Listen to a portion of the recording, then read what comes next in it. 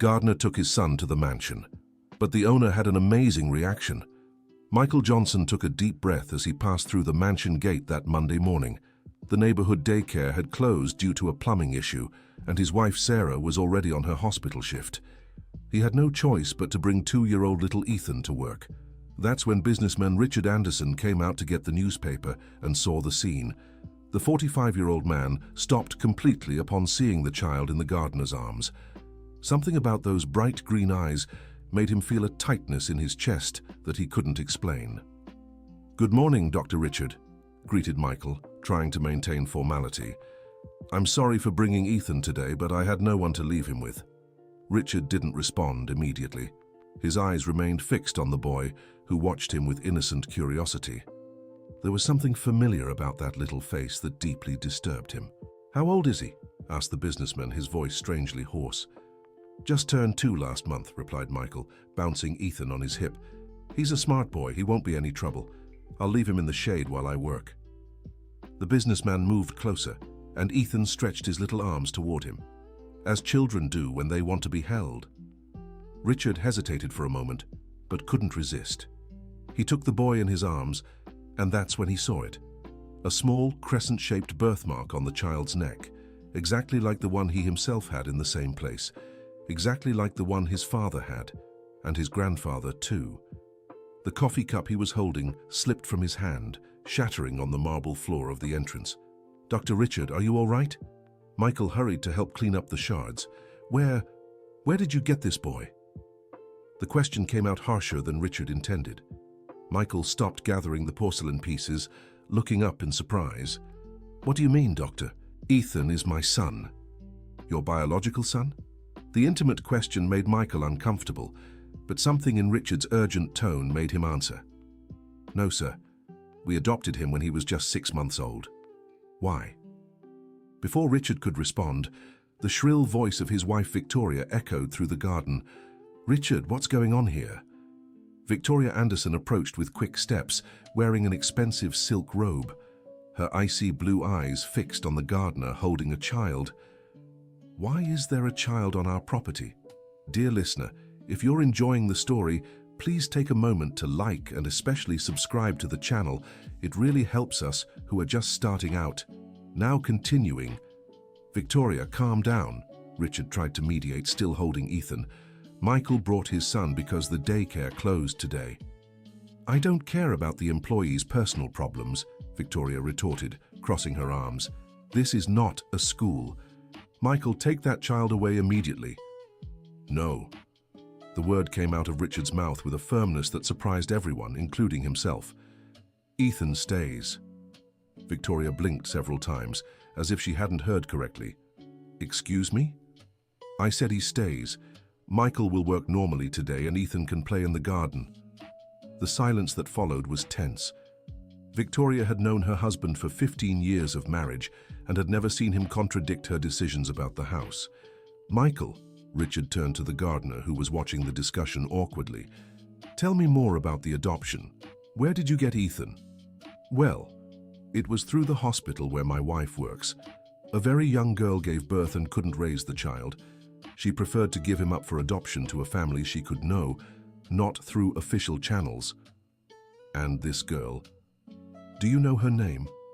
Michael hesitated, looking at Victoria, who watched the conversation with growing irritation. "Her name was Jennifer Miller. Why the interest, Doctor?"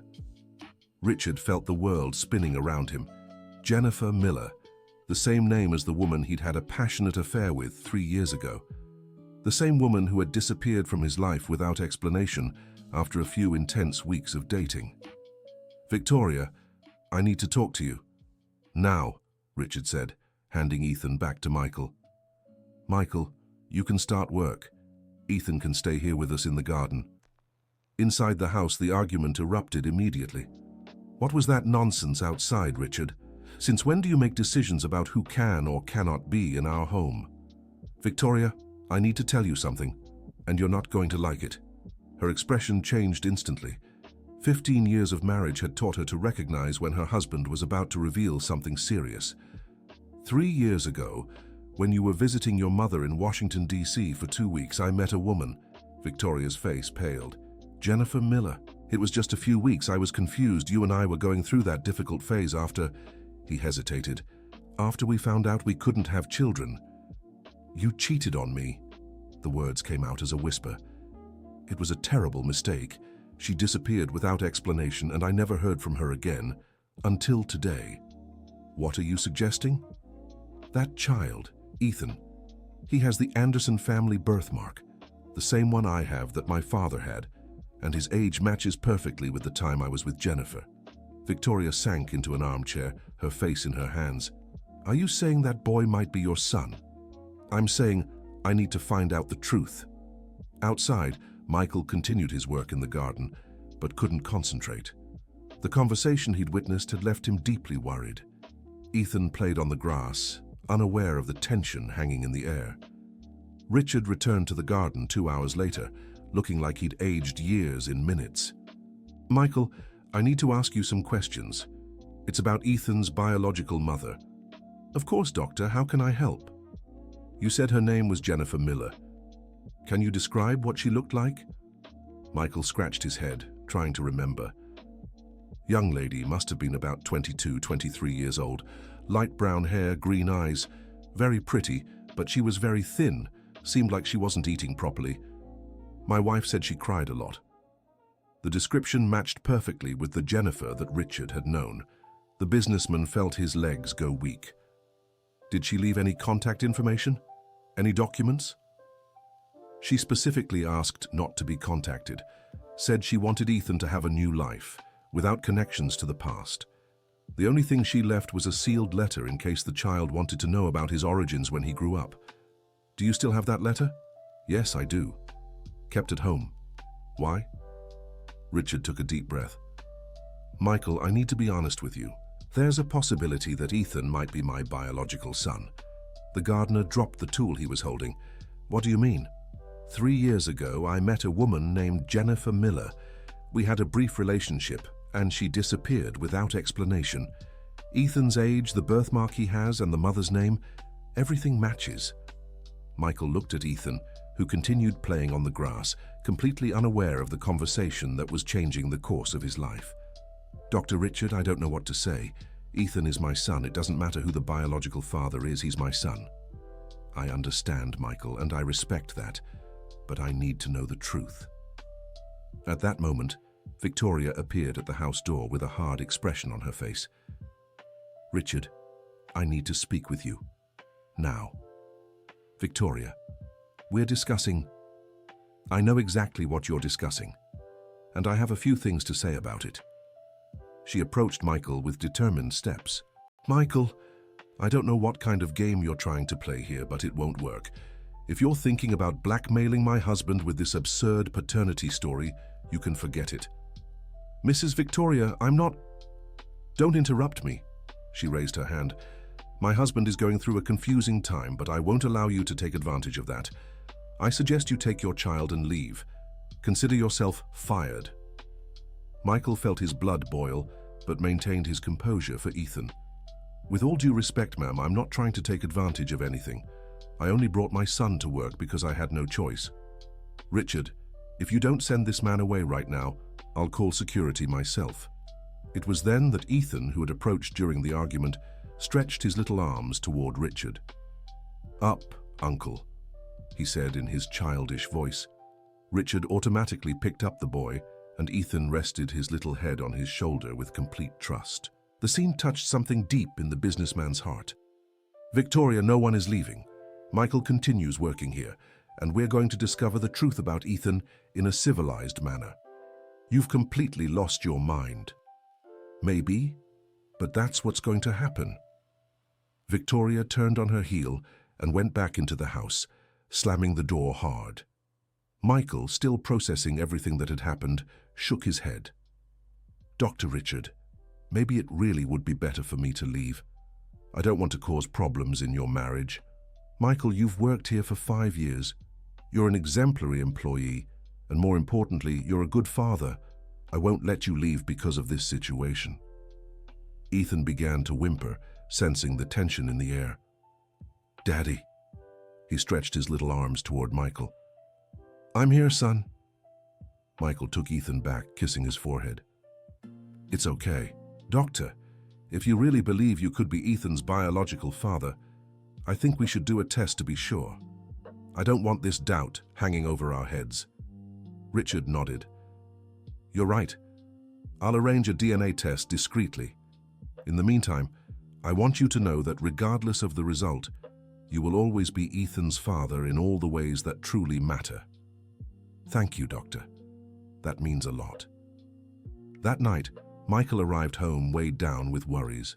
Sarah was preparing dinner when he entered with Ethan in his arms. How was your day? Did Ethan behave well? Michael told her everything that had happened, from Richard's strange reaction to the possibility of Ethan being the boss's biological son. Sarah stopped stirring the pot and turned to him. Michael, are you telling me our son might be a millionaire's child? Sarah, Ethan is our son. Biology doesn't change that. I know, honey, but have you thought about what this could mean? If it's true, what happens to us? Nothing happens to us. We're a family and we'll continue to be one.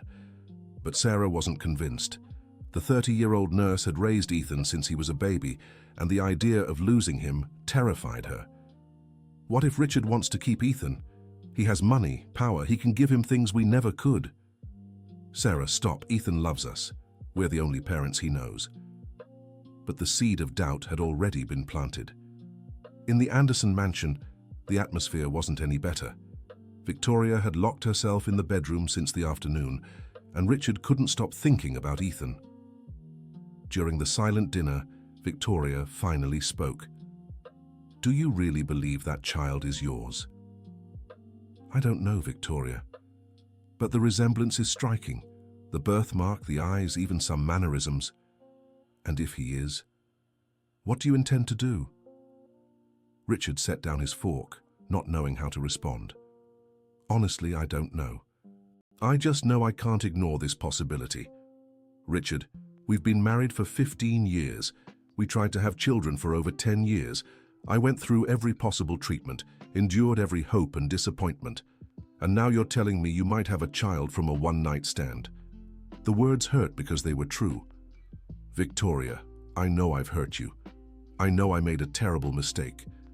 But if Ethan is my son, if he is your son, what would change? Do you plan to take him away from the only parents he's ever known? Destroy that family? Of course not. But I also can't pretend he doesn't exist.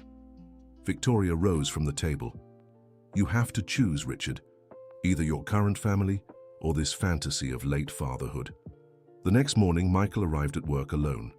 He had managed to have a neighbor watch Ethan for a few hours. Richard was waiting for him in the garden. I brought the letter Jennifer left. Michael extended a yellowed envelope. Maybe it has some useful information. Richard took the envelope with trembling hands. In delicate handwriting, it read, For Ethan, when he grows up and wants to know about me. Do you mind if I open it? I think we have the right to know, given the circumstances. Richard opened the envelope carefully. The letter was short, but every word weighed tons.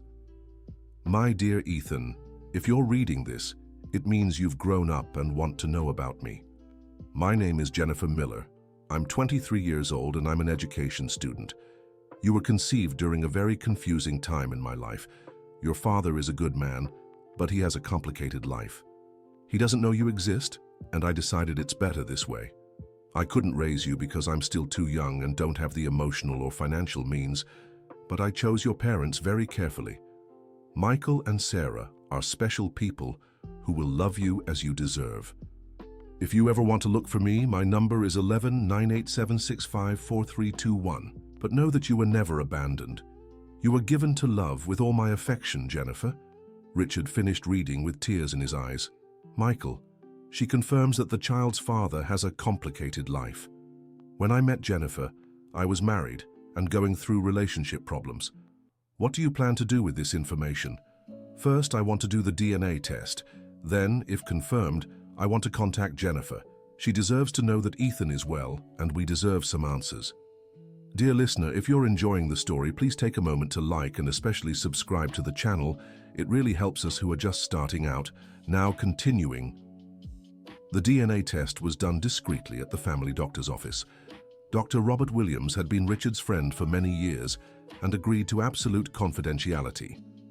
"Richard, are you sure you want to do this? The results could change many lives." "I need to know the truth, Robert." The samples were collected from both without Ethan noticing, during a playful moment at the office. The results would be ready in a week. During those 7 days, the tension in the mansion became unbearable. Victoria barely spoke to her husband, and Michael worked in silence, only bringing Ethan when absolutely necessary. Sarah, in turn, was increasingly distressed. "Michael, I've been thinking, if Ethan really is your boss's son, maybe we should accept some kind of financial agreement. Think about his future." "Sarah, Ethan isn't a commodity. He's our son." "I know that. But if Richard can give him opportunities that we'll never be able to, wouldn't it be selfish of us to deny that?" "What are you suggesting?" "I don't know. Maybe child support, help with education, healthcare." "Sarah, you're talking about selling our son." "I'm not talking about selling. I'm talking about ensuring the best for him." The discussion was interrupted by the arrival of Ethan, who ran into his parents' arms crying. He had fallen on the playground and scraped his knee. While Sarah tended to the injury, Michael watched his son and realized how everything could change soon. That Thursday, Dr. Robert called Richard. "Richard, I need you to come to my office. The results are in." "Can you tell me over the phone?" "I'd prefer in person." Richard arrived at the office accompanied by Michael. Both were visibly nervous. "Gentlemen, I'll be direct." Dr. Robert opened the envelope. "The test confirms with 99.9% certainty that Richard Anderson is the biological father of Ethan Johnson Miller." The silence in the office was deafening. Michael was the first to speak. "Dr. Robert, does this change anything legally?" "Ethan was legally adopted by us. Legally, Ethan remains your son. The adoption is irrevocable. Richard is the biological father, but you are the legal and nurturing father." Richard was processing the information. "So Ethan is really my son?" "Biologically, yes." Michael rose from his chair. "Dr. Richard, I need to go home and talk to my wife. This information changes a lot." "Michael, wait. We can talk about this civilly." "There's nothing to discuss right now. I need to think about what's best for Ethan." When Michael got home, Sarah was giving Ethan a bath. The domestic and loving scene made him question whether he was right to reveal the test results. "So?" Sarah asked as soon as she put Ethan to sleep. Michael told her everything. Sarah remained silent for several minutes. "Michael, this changes everything." "Why does it change? Ethan is still our son." "But now Richard knows he's the biological father. Do you think he'll just ignore that?" As if guessing his thoughts, the phone rang. It was Richard. "Michael, can we talk tomorrow? I think we need to define how we're going to handle this situation." "Of course, Doctor. And Michael, thank you for taking such good care of Ethan all these years." The hesitation in Richard's voice did not go unnoticed. The next morning, Richard asked Michael to come to the mansion early, before work began. "Michael, I spent the whole night thinking about this. I know Ethan is biologically my son, but you and Sarah are his real parents. You raised him, loved him, took care of him. Thank you for understanding that, Doctor. But I also can't pretend I don't know the truth. I'd like to propose something." Michael prepared for the worst. "I'd like to be able to spend time with Ethan as, well, maybe like a special uncle. He could come here on weekends, maybe some afternoons. I don't want to take him away from you, but I want to be part of his life." The proposal was more reasonable than Michael expected. "I'd have to talk to Sarah first." "Of course. And Michael, I'd also like to help financially. Education, health, future. Without interfering with your parenting. Doctor, Ethan doesn't need your money, he needs love, and we give that in abundance." "I know, but I can provide opportunities that you can't. A good school, health insurance, college in the future." Michael hesitated. It was tempting, but also dangerous. "Let me talk to Sarah. We'll give you an answer by Sunday." That night, the Johnson couple debated intensely. "Michael, it's a unique opportunity for Ethan," Sarah argued. Think about the education he could have, the doors that would open. And the price of that? Will we have to share our son with a stranger? Richard is no longer a stranger. He's Ethan's biological father. And we are his real parents. Michael, sometimes love also means letting go of some things for the good of the loved one. Sunday arrived with Michael still without a definite answer. When the doorbell of the mansion rang, it was Victoria who answered. Michael, my husband is waiting for you in the living room. But before you come in, I'd like to speak with you. Of course, Mrs. Victoria. Michael, you seem like an intelligent man, so you must understand that this whole situation is very complicated for me. I imagine so. Richard is fantasizing about a fatherhood that has passed. Ethan is 2 years old. You and your wife are his parents. Don't you think it would be better for everyone if we simply forgot this DNA story? Michael studied her carefully. Mrs. Victoria, are you asking me to lie about the test results? I'm suggesting that some secrets are better kept. Richard can be very generous when he's enthusiastic about something. If you say the test came back negative, I'm sure he would still make a substantial donation to your family. The proposal was clearly an attempt at bribery, but Michael sensed something else in Victoria's voice. Fear. She was afraid of losing her husband to this new reality. Mrs. Victoria, I can't do that. Ethan deserves to know the truth about his origins when he grows up. So you're going to destroy my marriage because of a fling my husband had 3 years ago? I'm not destroying anything. I'm just trying to do what's right for Ethan. Victoria sighed, defeated. Come in. Richard is waiting. In the living room, Richard was visibly anxious. Michael, have you reached a decision? Yes, Doctor. Sarah and I agree to your proposal, but with some conditions. Go on. First, Ethan must never know you're the biological father until he's old enough to understand. Second, visits will be gradual, so he can get used to it naturally. Third, any financial help will be deposited into an account that only Ethan can access when he turns 18. Richard nodded at each condition. Perfect. And Michael, thank you. I know this isn't easy for you. We just want what's best for Ethan. Can I see him now? Michael hesitated. He's at the park with Sarah. We can go there, but as a casual outing, nothing forced.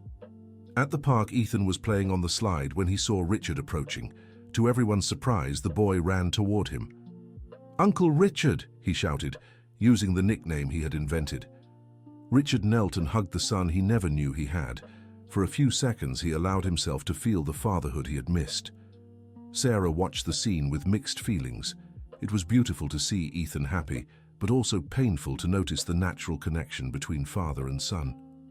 Uncle Richard, will you play with me at the park always? Asked Ethan with childlike sincerity.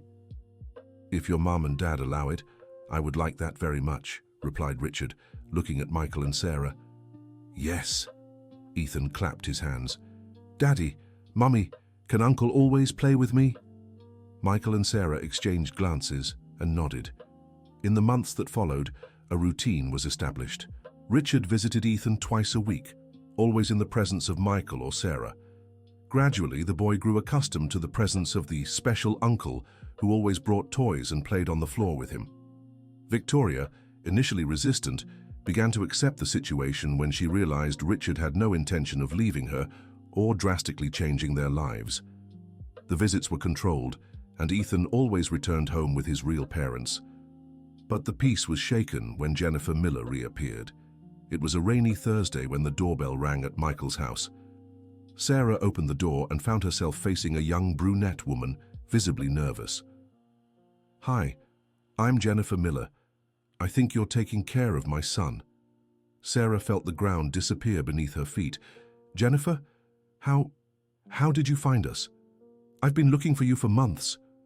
I got the address from a nurse at the hospital who knows about the case. What do you want? I want to see Ethan. I want to know if he's okay. Ethan, who was playing in the living room, heard strange voices and came to see what was happening. When he saw Jennifer, he stopped and watched her curiously. Who's the lady, Mommy? Sarah didn't know what to say. Jennifer knelt down to Ethan's level. "Hi, sweetheart, are you Ethan?" "I am. Do you know my mommy?" Jennifer smiled with tears in her eyes. I knew you when you were a tiny baby." At that moment, Michael came home from work and froze when he saw the scene. "Jennifer." "Hi, Michael. I know it's a surprise, but I needed to see how he was doing." Michael came in, closing the door behind him. "Ethan, go play in your room for a bit. The adults need to talk." After Ethan left, the silence was awkward. "Jennifer, why did you come back now?" asked Sarah. "Because I could never forget. Every day for these 2 years, I've wondered if I did the right thing, if Ethan was happy, healthy, loved." "He is," Michael answered firmly. "He's a happy and loved child. I can see that. You're wonderful parents." Jennifer smiled through her tears. "I didn't come to take him away. I came to thank you for taking such good care of him." "Then why are you crying?" Sarah asked more gently. "Because it's hard to see the child you gave birth to calling someone else mom, even knowing it was the right decision."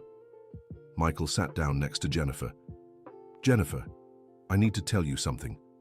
We found out who Ethan's biological father is." She turned pale. "How?" "By chance. His father is my boss. When he saw Ethan, he recognized the resemblance. We did a DNA test." "Does Richard know?" "You know Richard Anderson? He's the one I—" She hesitated. "He's Ethan's father." "Yes, and he wants to be part of the boy's life." Jennifer covered her face with her hands. "I hoped you would never find out. It was simpler that way." "Why did you run away from him, Jennifer?" Sarah asked. "Because I found out he was married. When I realized I was pregnant, it was already too late. I couldn't destroy his marriage, and I wasn't in a position to raise a child alone." "And now? What do you plan to do?" "I don't know. I just wanted to see Ethan once, to make sure he was okay. But now that I know Richard found out..." At that moment, the phone rang. It was Richard. "Michael, can I come over today? I want to bring that storybook for Ethan."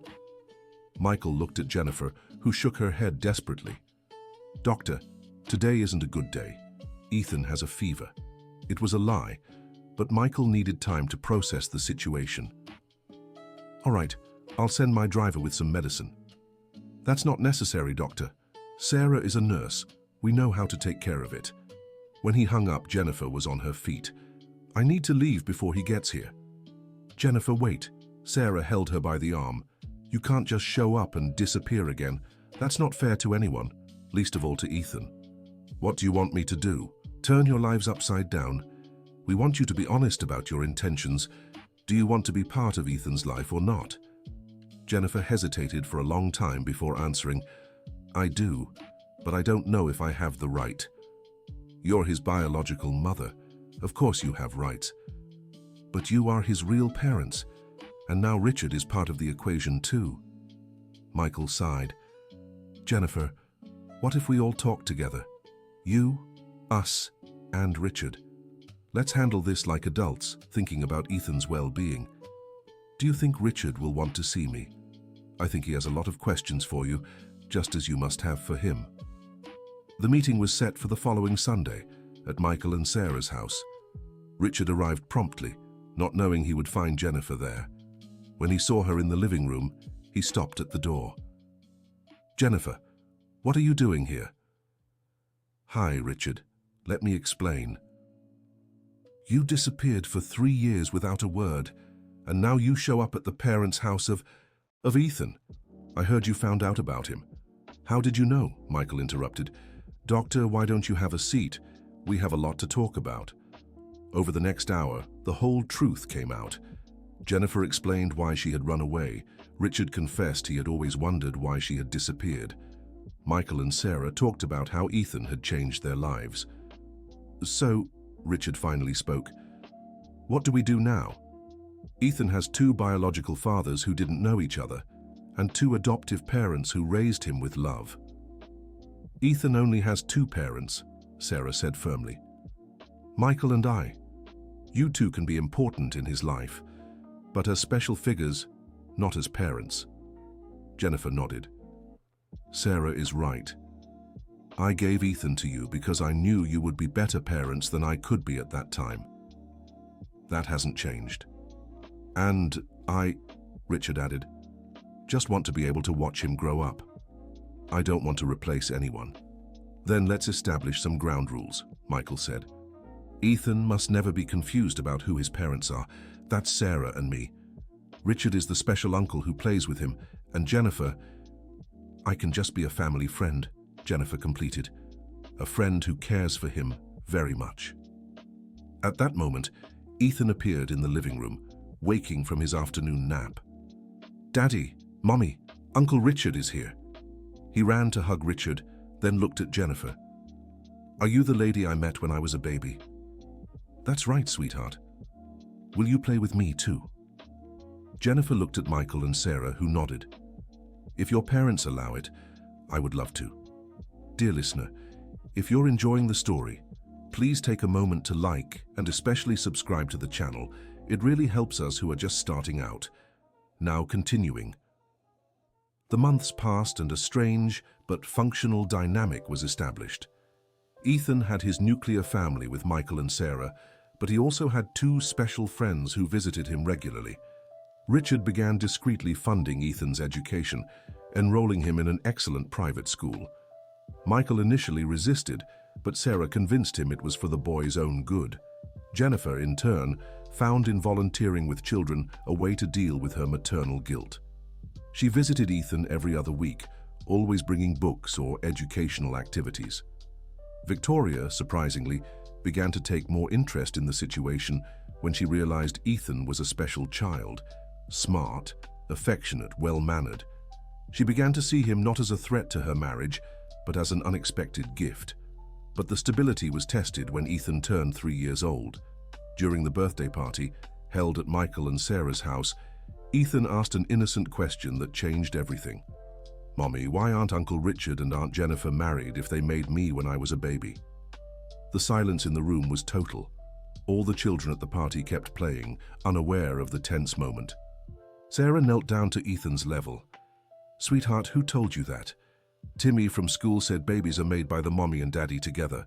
So Uncle Richard and Aunt Jennifer should be married, right? Michael realized it was time for a more serious talk. Ethan, come here, let's talk about families. They sat on the couch with Ethan on Michael's lap. Son, there's a difference between making a baby and raising a baby.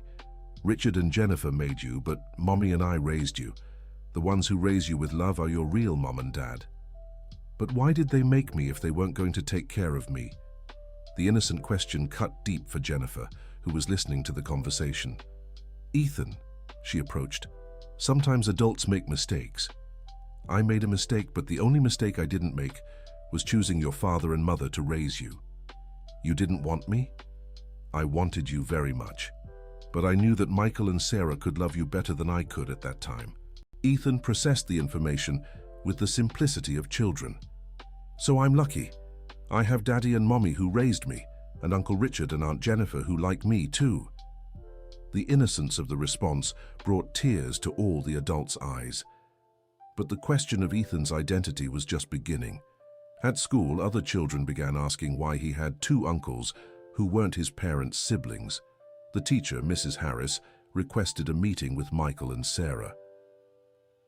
I know Ethan's family situation is particular, but I need to know how to handle when he asks questions about the other adults in his life.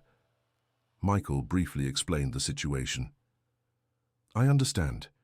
Ethan is a very mature child for his age, but I think it's important that all the adults involved are aligned on what information to give him and when. She was right.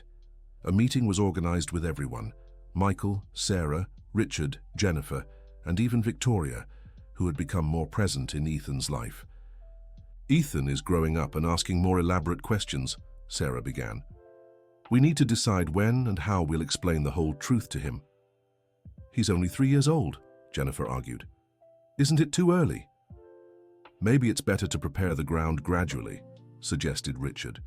So when he's older, it won't be a shock. Victoria, who had remained quiet, finally spoke. Can I give an opinion? As someone who has no biological connection to Ethan, but who learned to love him. Everyone looked at her curiously. I think you're complicating things too much. Ethan is loved by many people, and that's wonderful. He'll grow up knowing he's special, that many people care about him. Biology is just a detail. It was an interesting perspective coming from who had resisted the situation the most initially. Victoria is right, Michael agreed. Let's let Ethan grow naturally, answering his questions as he asks them. When he's a teenager, he'll want to know all the details himself. Everyone agreed, but life had other plans. A few weeks later, Ethan became seriously ill, a severe pneumonia that required hospitalization. During medical exams, the doctors asked for a detailed family history from both biological parents. That's when Jennifer revealed something she had hidden from everyone. "There's something in my family that you need to know," she said, visibly nervous. "My younger brother had a rare genetic disease when he was a child, congenital heart disease." Richard paled. "Why did you never mention this?" "Because my brother completely recovered after surgery. He's lived normally for years. I didn't think it was relevant." "Jennifer, when it comes to genetics, everything is relevant," said Dr. Robert, who was following Ethan's case. More detailed exams revealed that Ethan had inherited a predisposition for heart problems, but to a very mild degree. With regular medical follow-up and some care, he would lead a completely normal life. But the discovery brought to light the need for Ethan to know the whole truth about his medical origin. "Now we have no choice," said Michael. "Ethan needs to know who his biological parents are for health reasons." The conversation was difficult, but Ethan, even at 3 years old, showed impressive maturity. "So Uncle Richard is my tummy daddy, and Aunt Jennifer is my tummy mommy?" he asked, sitting in the hospital bed. "That's right, son," Michael confirmed. "But Mommy and I are your heart parents, which is what matters most. And will I get sick like Aunt Jennifer's brother?" "No, sweetheart," Dr. Robert explained simply. "We just need to take good care of your little heart with checkups from time to time." Ethan accepted the information with the naturalness of children, but asked a question nobody expected. "If Uncle Richard is my tummy daddy, why doesn't he live with us?" Richard, who was present, knelt beside the bed. "Because when you were a baby, I didn't know you existed, and when I found out, you already had a beautiful family with Daddy Michael and Mommy Sarah. But now you know. Can you come live with us?" The innocent question created an awkward moment. Ethan didn't understand the complications of adult relationships. "Ethan," Sarah intervened gently, "Uncle Richard has his own house and family, but he visits us often, doesn't he?" "That's true, and you can also come to my house whenever you want," Richard added. "And Aunt Jennifer too?" Jennifer, who had kept her distance during the conversation, approached. "Of course, sweetheart. We will all always be in your life." Ethan smiled, satisfied with the answer. But the complications were far from over. When Ethan was discharged from the hospital, the family dynamics changed once again. Richard felt responsible for paying for all of Ethan's future medical treatment. Jennifer wanted to be more present to monitor their son's health. Michael and Sarah felt overwhelmed with so many people wanting to have a say in Ethan's care. The situation reached its limit when Richard suggested that Ethan and his family move into a house on the mansion's property. It would be more practical, he argued. Ethan would have immediate access to the best medical care. You would continue working for me but living in better conditions. "Dr. Richard," Michael replied diplomatically, "I appreciate the offer, but our house may be simple, but it's our home." "Michael, think of Ethan. He could have a bigger room, his own yard, security." "Ethan has everything he needs with us." The discussion was getting tense when Victoria intervened. "Richard, stop. You're doing exactly what I did in the beginning, trying to control the situation with money and privileges. It's not about control, Victoria. It's about giving the best to Ethan. The best for Ethan is emotional stability, and he has that with Michael and Sarah. It was Jennifer who brought the solution. What if we created a schedule, specific days for visits, planned activities, but always respecting Ethan's main routine with his parents?" The idea was accepted by everyone. Ethan would spend Saturday mornings with Richard, Sunday afternoons with Jennifer, and the rest of the time with Michael and Sarah. Important decisions about education and health would be made by the adoptive parents, but with consultation with the biological parents, the system worked well for a few months until Ethan turned 4 That's when he started at a new school, and a new teacher, who didn't know the situation, asked a question during an activity about family. "Ethan, can you tell me about your family so we can complete the family tree?" Ethan, with complete naturalness, began to list. "I have Daddy Michael and Mommy Sarah, who raised me, Daddy Richard and Mommy Jennifer, who made me when I was a baby, Grandma Victoria, who is Daddy Richard's wife, and Grandpa Robert, who is a doctor and takes care of my heart." The teacher was confused and requested an urgent meeting with the guardians. "I don't understand Ethan's family situation. He talks about multiple parents, but legally who are the responsible parties?" Michael explained the whole situation once again. The teacher, Mrs. Thompson, listened to everything patiently. "I understand it's an unusual situation, but Ethan is a very well-balanced child. I can see he feels loved and secure. That's what matters." "Thank you for understanding, teacher. I just need to know how to proceed with activities involving family. Who should I call for meetings, parties, presentations?" "Michael and I are the fun parents," Sarah clarified. "Richard and Jennifer can come to events if Ethan wants, but school decisions are ours." "Perfect. And may I say, Ethan is one of the most mature children in his class. This extended family may be different, but it's working." Ethan, in fact, was developing exceptionally well. At 4 years old, he was already reading simple words, loved telling stories about his big family, and showed unusual empathy for his age. But it was at 5 years old that Ethan asked the question everyone feared. During a dinner at Michael and Sarah's house, with Richard and Jennifer present, Ethan stopped eating and looked seriously at everyone. "If all 4 of you like me, why don't you all live together?" The silence was awkward. "Because adults are more complicated than children, son," Michael tried to explain. "But if everyone likes each other, it could be one big family." Richard and Jennifer exchanged glances. Sarah looked down. Michael searched for the right words. "Ethan," Jennifer said softly, "sometimes adults can't live together even if they like each other very much. Everyone has their own life, their own dreams, their own choices. And you chose not to live with me." The question was like a punch to everyone's stomach. "No, dear," Richard hurried. "Jennifer and I chose for you to be raised by the most loving family we knew, Michael and Sarah. But now you know me. Don't you want to live with me now?" It was impossible to explain to a 5-year-old the complexities of marriages, responsibilities, already established lives. "Ethan," Sarah picked up the child in her arms, "you live with the people who love you most in the whole world. Daddy Michael and me. Richard and Jennifer love you too, but in a different way." "What way?" "The way special aunts and uncles love. They like to play with you, teach you things, give you affection. But their house is different from ours." Ethan seemed to accept the explanation, but asked one more question. "And when I grow up, can I choose where to live?" The question hung in the air unanswered. That night, after Ethan fell asleep, the 4 adults talked seriously. "We're handling the situation well now," Michael said. "But what about when Ethan is a teenager, when he starts questioning more deeply the choices we made for him?" "We'll cross that bridge when we come to it," Richard answered. "For now, he's happy and safe." "Richard, can I ask a personal question?" Jennifer said. "Do you regret not staying with me when you found out about the pregnancy?" The question took everyone by surprise. "Jennifer, you never gave me that option. You simply disappeared." "Because you were married. I was going through a crisis in my marriage. Maybe if you had stayed." "We can't live on maybes," Sarah interrupted. "What matters is that Ethan is here, he's well, and we all love him." "Sarah is right," Michael agreed. "Let's focus on giving Ethan the best gift we can, stability and love." The years passed, and the system kept working. Ethan grew up knowing his full story, but never feeling torn between families. For him, it was natural to have foster parents and birth parents, each with their special role. At 8 years old, Ethan surprised everyone during a school essay about family.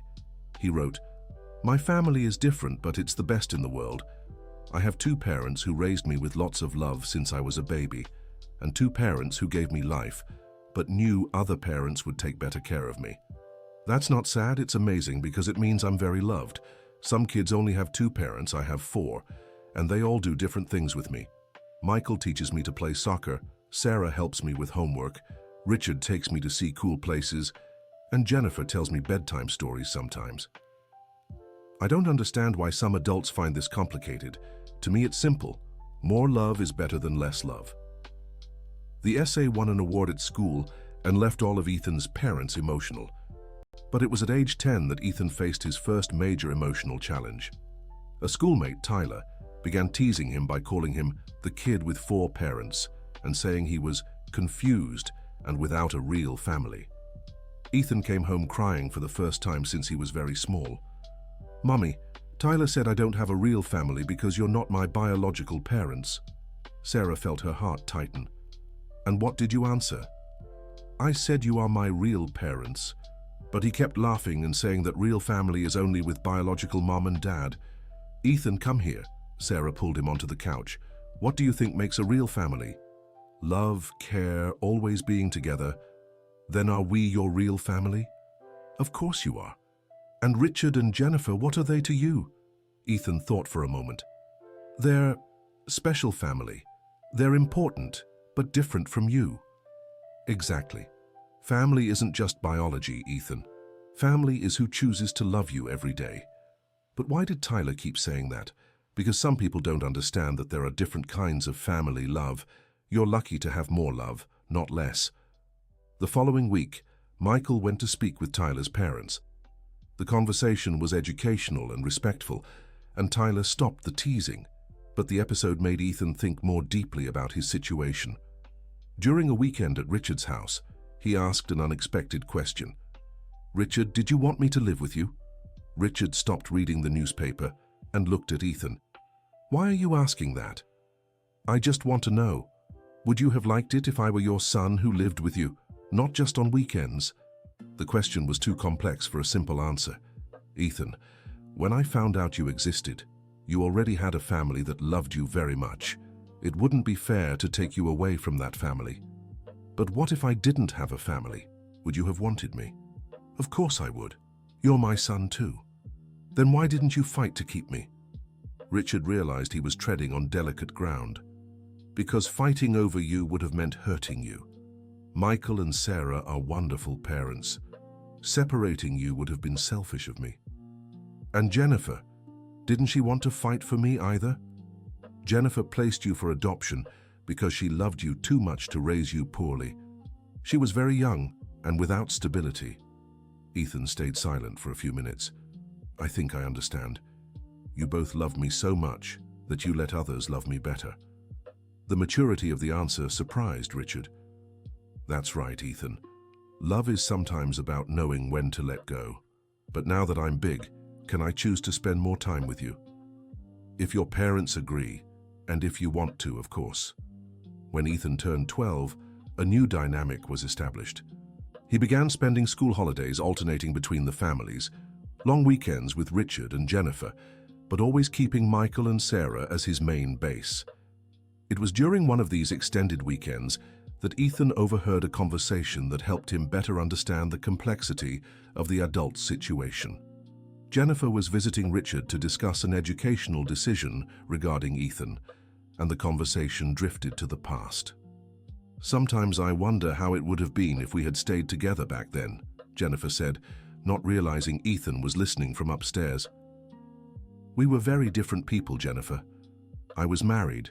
You were very young." "It's not about that. It's about Ethan. He deserved to grow up with his biological parents together.